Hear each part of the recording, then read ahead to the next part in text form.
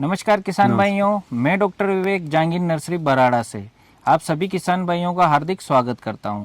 आज हम आए हैं मंदसौर जिले में लसुड़िया गांव। सर का इंट्रोडक्शन लेंगे। सबसे पहले परिचय दीजिए अपना। मेरा परिचय दिलीप कुमार, पिताजी का नाम राम प्रहलाद जी पाटीदार, निवासी लसुड़िया, तहसील गरोड, जिला मंदसौर। अच्छा, जी हाँ। आपने पपीता का बगीचा लगाया, जैसा कि हम देख रहे हैं बहुत ही अच्छी फ्रूटिंग आई है। कौन से समय में लगाया था ये बगीचा? ये मैंने 30 मार्च को प्लांटेशन कर दिया था। 30 मार्च को आपने प्लांटेशन किया था। और कौन सी वेराइटी की पपीता लगाई है? ये अमीनो है यस। और रेड लेडी है 786। अमीना और रेड लेडी दोनों वेराइटी के। तो कैसा क्या लगा आपको इन दोनों वेराइटियों में से? अनुभव क्या रहा आपका? मेरा अनुभव तो पहले मैं 786 रेड लेडी लगाता था, 2-3 साल से लगा रहा हूँ। पर इस बार जो अपनों ने अमीनो लगाया तो उससे पहले का जो अनुभव था, मेरे साथ जो किसान भाई मंडी करने आते थे तो इसको 15-16 नंबर की पपीता मानते हैं, इसको बोलते भी हैं। तो भाव में भी उस किसान भाई को ज़्यादा पैसे मिलते थे, मार्केट में माल भी उसका जल्दी बिकता था। तो वहाँ से मेरे दिमाग में आया कि यार ये सीड कौन सी है, अपने को लगाना चाहिए। तो धीरे धीरे करके ने इसका पता लगाया कि कौन सी सीड है। तो फिर अमीनो का रहा कि भाई अमीनो वैरायटी है ये। तो वहाँ से मूड बना लिया, सब अमीनो लगाना है।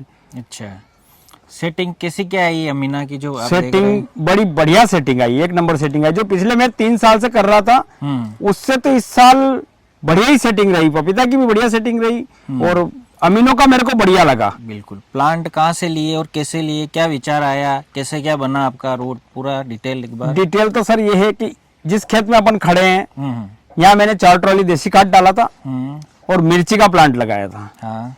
तो मिर्ची तो पूरी वायरस में आ गई, खत्म हो गई। हाँ। खेत पड़त हो गया। हाँ। फिर महीना 1.5 महीना रुका और उसके बाद मटर लगाया। तो मटर में मैं सक्सेस हो गया। अब मटर ने भी फिर समय पर खेत देर कर दिया मेरे को, 15 जनवरी के लगभग फिर खेत देर हो गया। फिर मैंने कहा यार अब क्या लगाना चाहिए। तो घर में सलाह सूत हुई कि यार अपने पास बगीचा भी है तो पानी की कमी हो जाएगी, तो क्या करें, तरककड़ी लगा लेते हैं। पपीता के विषय में भी तो सोचो, पपीता कहाँ लगाएंगे, पपीता रहने दो। बाद 2-3 बोट आधे अधूरे इधर उधर गिर गए कि पपीता रहने दो। वह तरककड़ी का बीज भी लिया है, बीज आ गया, लास्ट बीज अब कल चुपाई करना है। और फिर एक बार और मीटिंग बैठी घर पे, मैंने कहा कि यार सोच लो यार एक बार और, खेत अगर हाथ में से चला गया तो फिर ऐसी जमीन नहीं है अपने पास में कि पपीता लगाएंगे। क्योंकि यहाँ ये कुआं हमारे ऐसा है कि यहाँ हमारा 24 घंटा रहना रहता है। बिल्कुल। तो ये हमारे कंट्रोल में है। तो फिर बड़े वाले भैया ने बोला कि यार रहने दो, ये तरककड़ी किसी को बेच देंगे, पपीता ही लगाते हैं। अच्छा। इनका पपीता लगाते तो कि मैं वीडियो देख रहा हूँ रोज ने, आपसे सर से बात भी हुई थी। तो उन्होंने कहा कि मैं बात कर लेता हूँ और बुक करवा देते हैं सीट। बिल्कुल, अगर लगाना है तो बुक कराओ। तो आपके वहाँ हमने सीट पर बुक करवाया और उसके बाद में 30 मार्च के लगभग हमने, नवरात्रि पहले लगाने का था, 22 मार्च को हमारे पास प्लांट आ गए थे। लेकिन उस टाइम नवरात्रि रहती है। बिल्कुल, बिल्कुल। तो पूरा परिवार नवरात्रि कर रहा था। तो जैसे ही नवरात्रि के 9वीं के दिन हवन हुआ और सीधे हम माताजी जाना भी रहता है, हमारा दुधाकेरी माताजी, उधर जाके आए और सुबह पहली यही सलाह विचार निकला कि भाई अपने को आज ही लगाना है। तो फिर आधे सदस्य बोले कि यार इतना आज नहीं कर पाएंगे अपन। फिर एक दो ने बोला सब हो जाएगा, प्रयास करो लास्ट में। हाँ। तो 30 मार्च के दिन हमने प्लांटेशन 2 बजे स्टार्ट करा था लगाना और शाम को 6 बजे तक तो क्लियर हो गया। तो जैसे कि आप पहले रेड लेडी लगाते थे, जी हाँ, अमीना का आपने चयन किया और सर ने हमसे यही बोला था कि अमीना ही चाहिए हमें। हाँ। फिर मैंने बोला कि आप रेड लेडी भी लगाइए, लेकिन इनका कहना था कि रेड लेडी हम 3-4 साल से कर रहे हैं, थोड़ा डाउटफुल लगा। तो हो सकता है वो प्लांट ये इधर उधर से लाए तो कुछ प्लांट मिस्टेक आ गए होंगे। तो मैंने कहा कि आप अमीना तो लगाइए, साथ में थोड़ा रेड लेडी भी लगाइए। तो भैया ने कहने पर मेरे रेड लेडी भी लगाया और अमीना भी लगाया। रेड लेडी का रिजल्ट भी इनको, रेड लेडी का रिजल्ट भी अच्छा है सर। लेकिन आप अभी देख रहे हैं रेड लेडी में 2-2.5 किलो 3 किलो का फल हो गया। ये मार्केट की पहुंच से बाहर जा रहा है। अब 4 किलो हो जाएगा तो मेरे को भाव आधा मिल जाएगा। ये अमीना 1 किलो लेके जाऊंगा मैं, 40 रुपए बिक जाएगा, वो 20 रुपए किलो मिलेगा। अच्छा। क्योंकि ज्यादा बड़ी पपीता हर परिवार की पहुंच में 1-1.5 किलो की पपीता रहती है, वो हर आदमी खरीद लेता है, भाव नहीं देखता है। अब वो 4 किलो की पपीता देखेगा, माल भी बढ़िया है, क्वालिटी अच्छी लग रही, लेकिन 4 किलो खरीदने के लिए वो भाव ही तोड़ेगा कहीं ना कहीं। 1-1.5 किलो की पसंद करते हैं। रेड लेडी में थोड़ा और अभी एक दो व्यापारी ने भी देखा तो उन्होंने देखते ही बोला कि 15 नंबर माल है, हमारे को जम रहा है। 35 रुपए किलो में बोला उन्होंने कि 35 रुपए किलो में हमारी दुकान पर, शॉप पर भेजा करो आप। बिल्कुल बिल्कुल। अच्छा, सिंचाई का पानी पिलाने का कैसे क्या किया आपने? सिंचाई का पानी तो शुरू से ही ड्रिप है इसमें, डबल लाइन डाल रखी है ड्रिप की, तो शुरू से ही ड्रिप इरिगेशन से चलता है ये। और बारिश खत्म होने के बाद में हम फ्लड पे आए। अच्छा, उससे पहले फ्लड पर नहीं आए थे। पहले सिर पे ड्रिप से किया पूरी गर्मी में? पूरी गर्मी ड्रिप, डबल लाइन ड्रिप डाली थी जी हाँ जी हाँ जी। और उसके बाद आपने ये फ्लड पानी पिलाया? हाँ, ये फ्लड पानी तो अभी बारिश के बाद पिलाना स्टार्ट। बारिश के बाद थोड़ा गर्म टेम्परेचर, हाँ, टेम्परेचर बढ़ रहा था और जमीन ज्यादा फट रही थी, बारिश कम भी हुई थी उस हिसाब से। कितने दिन में सिंचाई कर रहे हैं अभी आप? अभी 10 दिन में कर रहा हूँ। हर 10 दिन में सिंचाई करते हैं? जी हाँ।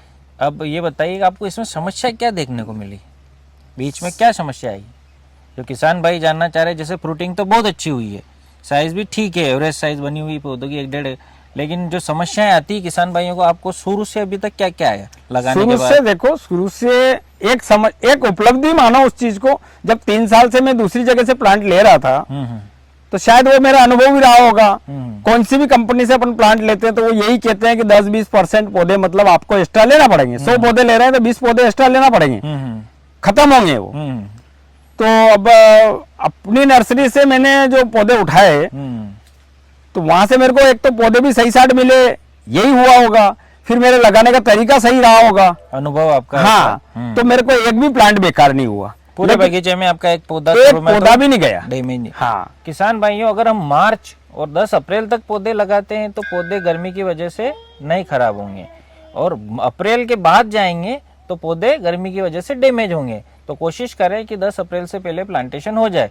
जैसे ये भैया का बगीचा देख रहे हैं, पूरे बगीचे में कोई भी पौधा डैमेज नहीं हुआ। अच्छा, पौधे सारे चल गए, लेकिन मार्च से जो जून के बीच में गर्मी की वजह से कुछ पौधे बड़े होने के बाद अप्रैल मई जैसे 2 महीने 60 दिन का वो ऐसा रहता है। उस टाइम बच्चा पौधा रहता है तो उसका रखरखाव भी करना पड़ता है, टेम्परेचर भी बढ़ते जाता है, वो भी देखना पड़ता है। और उस टाइम वायरस की बहुत बड़ी समस्या रहती है। तो देखते देखते मेरी प्लांट में भी वायरस आ गया था। तो 60 दिन से पहले ही मतलब 40 दिन में मेरे 7-8 पौधे में वायरस आ चुका था। तो मैंने सर को भी वो फोटो डाले थे। तो मैं तो इतना इंग्लिश पढ़ा हुआ नहीं हूँ, आपने तो उसी टाइम रिमूव करके लिख दिया था, रिमूव प्लांट। फिर मैंने भैया से जाके पूछा, मैंने कहा सर ने ये क्या लिख के भेजा? तो इसने कहा उन्होंने तो क्योंकि हेड इन्फेक्ट होना है, कहा कि खत्म ही गया। कम पौधे रहते हैं वायरस को, तो उसको खेत से बाहर करना शुरुआत अर्ली स्टेज में जरूरी रहता है, ताकि वो बीमारी फैले नहीं। और तुरंत इंसेक्टिसाइड का स्प्रे करते हैं ताकि अपना पूरा बगीचा सुरक्षित रहे। तो अर्ली स्टेज में जब 1-2 पौधों में आए वायरस तो आप उनको खेत से दूर फेंक सकते हैं, कोई इश्यू नहीं।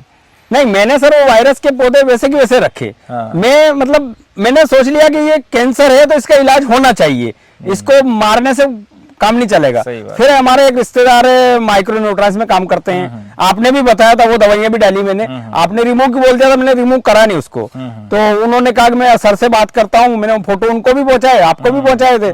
तो उन्होंने उनके सर को दिखाए तो उन्होंने कहा कि ये 3 तरह की दवाई है। तो रविवार भी था, शनिवार को बात हो रही थी, रविवार था तो वो इधर आ रहे थे एरिया में।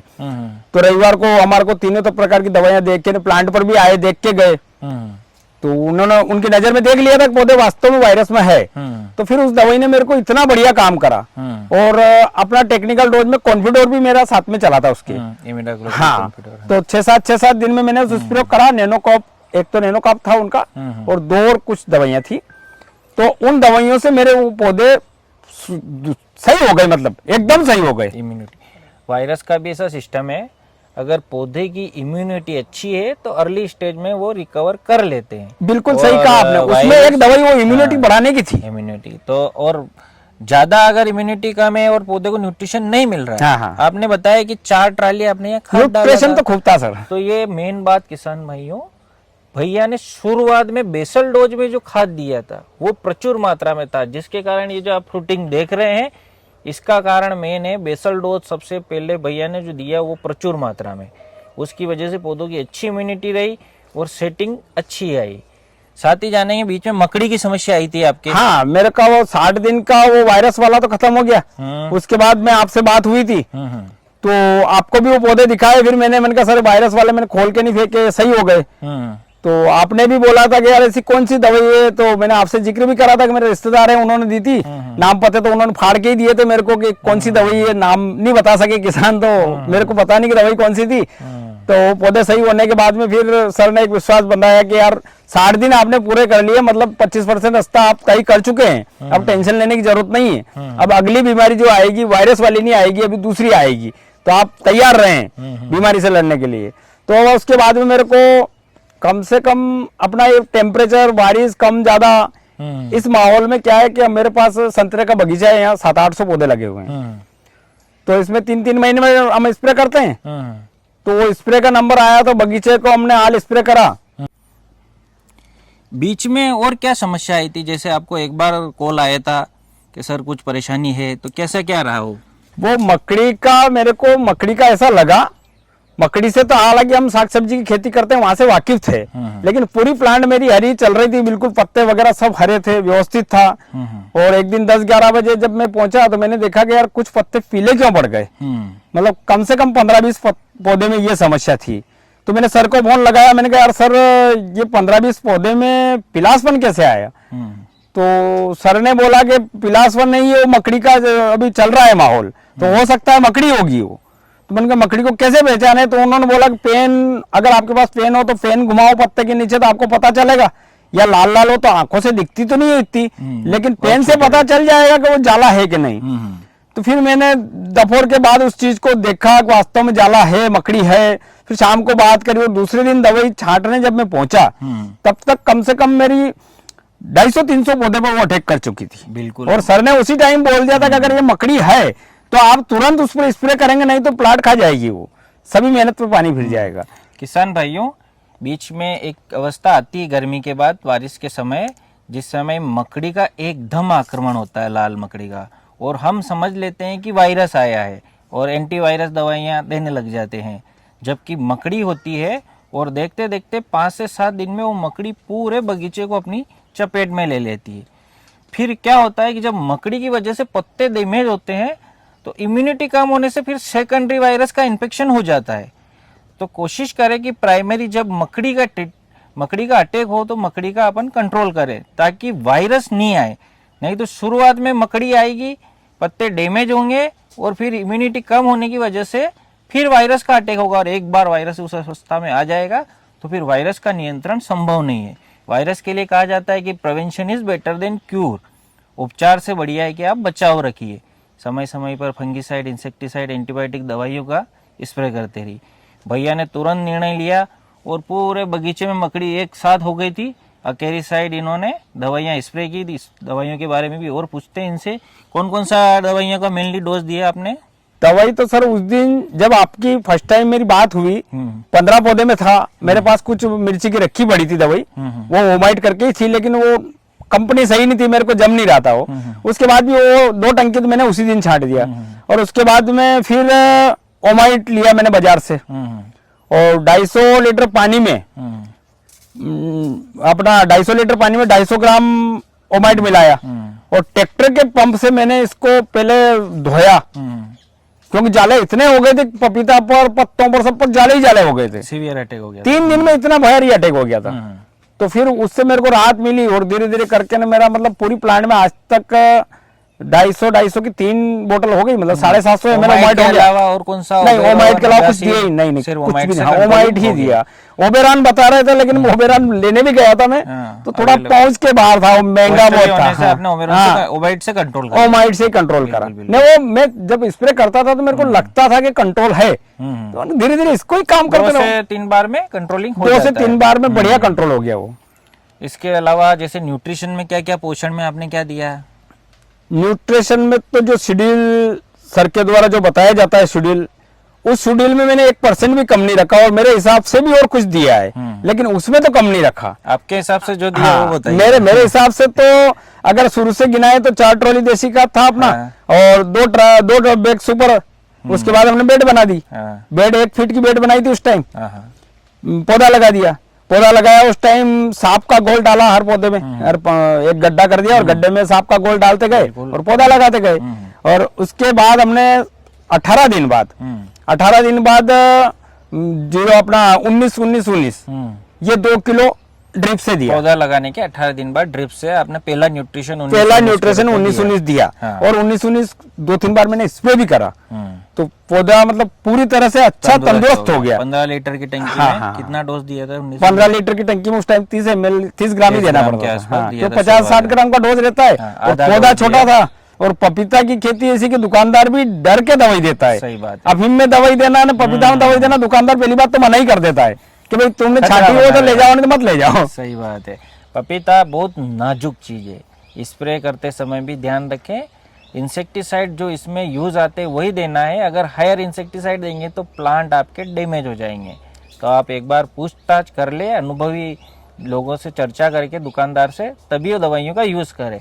भैया का अनुभव था, इन्होंने डोज आधा रखा फर्टिलाइजर का, जिससे बहुत अच्छा ग्रोथ आई। और भैया की मेहनत सबसे बढ़िया, बगीचा आप देखेंगे तो इसमें खरपतवार बिल्कुल साफ है। तो इसके बारे में भी जानकारी लेंगे, कैसे बिल्कुल एकदम क्लीन। खरपतवार के लिए तो मैं किसान भाइयों से बताना चाहूंगा, मैंने मतलब ये मेरा खुद का ही अनुभव रहा और बड़ी हिम्मत। हमारे बड़े वाला भैया तो बोल रहा था नहीं पापा नहीं यार तुम कुछ भी कर लेते हो। पहले तो हमने पेंडी मेथिलीन छाट दिया, शुरू दिन जब रोपाई करी तो पेंडी छाट दिया, क्योंकि इसमें इतना खरपतवार था कि इससे पंगा कैसे लेंगे। अच्छा। तो पेंडी छाट के ना तो पौधे लगा दिए। हाँ। तो महीने 1.5 महीने तो वो राहत हो गई हमारे को। हाँ। उसने उगने ही नहीं दिया 45 दिन तक। हाँ। 45 दिन में तो पौधा भी थोड़ा बड़ा हो गया। और उसके बाद में वो जलाने वाली दवाई अपना आल क्लीन, मतलब जितना भी टेक्निकल देता हूँ मैं खुद ही देता हूँ। तो उसको इतना ईमानदारी से बढ़िया ढंग से दिया, पौधे पे नहीं गिरने, पौधे पर तो गिरने का काम ही नहीं हुआ। और रह जाए खरपतवार तो शुरुआत के 2 महीने तक आपने हर्बिसाइड का प्रयोग किया। हाँ, और लेट तक करा सर, 3-4 जहाँ तक वो जड़े मेरी नली को छोड़ के अंदर नहीं आई। हाँ। वहां तक करा मैंने, हर्बिसाइड से कंट्रोल हाँ। किया। और ये यहाँ का जो खरपतवार है, ये खरपतवार तो उखाड़ना ही नहीं पड़ा, क्योंकि पहले तो 1 फीट की बेड थी। और उसके बाद में ये बेड हमने हर 8-10 दिन में फुर्सत में आओ बेड बनाओ, फुर्सत में आओ बेड बनाओ, ऐसे कर करके इतनी बड़ी बेड बनाई हमने। तो खरपतवार उसमें खत्म होते रहते हैं। हाँ। भैया ने, किसान भाइयों ये जो देख रहे हैं बेड, मिट्टी डालते रहे, इससे क्या हुआ कि व्हाइट रूट जो इसके बीच की रहती वो डैमेज नहीं हुई। व्हाइट रूट डैमेज नहीं हुई तो पौधे की कैनोपी, जो पौधा हम देख पा रहे हैं जितना ऊपर है, उसका मजबूती का कारण जो नहीं दिख रहा है इसका रूट सिस्टम है। पौधा तभी तक स्ट्रॉन्ग रहेगा, बीमारी से फ्री रहेगा, जब तक उसका रूट सिस्टम स्ट्रॉन्ग रहेगा। अगर हमने जड़ें डैमेज कर दी, जल भरा हुआ या कुछ ऐसी दवाइयाँ स्प्रे कर दी जिनके कारण जड़ें खराब होती है, तो उसके कारण पौधा हमारा डैमेज हो जाएगा। तो सबसे महत्वपूर्ण बात है, हमें जड़ों पे जो दिखती नहीं है उस पर ध्यान देना है। जड़ें बनाने के लिए हमें क्या करना है कि इस जो ये इनका सिस्टम है जड़ें का, इसको डैमेज नहीं करना है। हल्की मिट्टी चढ़ाइए आप, और रूट जहाँ जहाँ जाएगी उसको नमी की रिक्वायरमेंट होती है। तो चौथे महीने, तीसरे महीने, चौथे महीने के बाद बारिश अगर हो रहा है तो कोई दिक्कत नहीं, और बारिश की गैप होती है तो फ्लड इरिगेशन करना है। इसको बिल्कुल ड्राई नहीं होने देना है। जैसे भैया देख सकते हैं इसमें कहीं पे भी क्रैकिंग नहीं आ रही है। अगर क्रैकिंग आएगी तो रूट टूटेगी तो वायरस आ जाएगा। फ्लड इरिगेशन अभी 10-10 दिन में, जैसा कि आप 10-10 दिन में कर रहे हैं। हार्वेस्टिंग का कैसा चालू हुई? हार्वेस्टिंग चालू हो गई, अभी 4-1 कुंटल माल निकला मेरा। अच्छा। लेकिन बहुत धीमी गति से चल रही है। तो मेरा ऐसा मानना है कि और मैं मतलब पानी और लेट दूं। अच्छा। 10 दिन के बजाय 15 दिन में देंगे क्या? पिलाइए 7-8 दिन में पिलाइए, पोटास देंगे और फिर गैप देंगे तो तोड़ाई आ जाएगी। अभी 7 महीने हुए हैं। हाँ। और अमीना को तो लगभग 8 महीने लगते हैं। रेड लेडी 7 महीने बाद तोड़ाई चालू हो जाती है। कुछ खेत जल्दी तोड़ाई के लिए तैयार हो जाते हैं और कुछ खेतों में समय ज्यादा लगता है। अलग अलग एरिया, वातावरण, इन सभी चीजों का भी रोल रहता है। घबराने की बात नहीं। हार्वेस्टिंग तो जो फल आया वो टूटेगा, कोई चिंता ना करे। फिर भी आपको लगता है तो 05234 और बोरोन का प्रयोग करें, और फ्लड इरिगेशन करने के बाद थोड़ा गैप दे, और नीचे से भी आप इस फर्टिलाइजर में 0050 और पोटास का प्रयोग कर सकते हैं, जिसके कारण अच्छी पपीता की हाइट होगी, हेल्थ होगी, पपीता फ्रूट साइज बढ़ेगा। और किसान भाइयों से क्या कहना चाहोगे, आपका अनुभव? मेरे अनुभव में पपीता की खेती हर छोटे किसान को करना चाहिए, चाहे कम मात्रा में लगाए, भले ही कम मात्रा में लगाए। कम मात्रा में क्या लगाए, उसकी जीविका चल जाए। मतलब कहने का मेरा एक दोस्त है जो अभी इंदौर रहता है, वो भी यही कहते हैं कि आप या तो लगाओ मत, और लगाओ तो बेचने का काम भी आपका रखो। सही बात है। मतलब ऐसा नहीं कि आप मंडी में ले जाके नीलाम करोगे, इतनी मेहनत करी हो, आप फिर नीलाम करने जा रहे हो, क्या मिलेगा आपको? जितने पैसा आपने लगाया उतने पैसे में तो वो नीलाम में दूसरा आदमी ले लेगा। तो कम से कम उत्पादन और विपणन, ये अपना विपणन मजबूत रहना चाहिए। बिल्कुल बिल्कुल बिल्कुल। तो अगर अपने परिवार का भी ऐसा कोई सदस्य हो, छोटा किसान अगर लगाना चाहे ना, इससे बढ़िया और कोई धंधा ही नहीं है।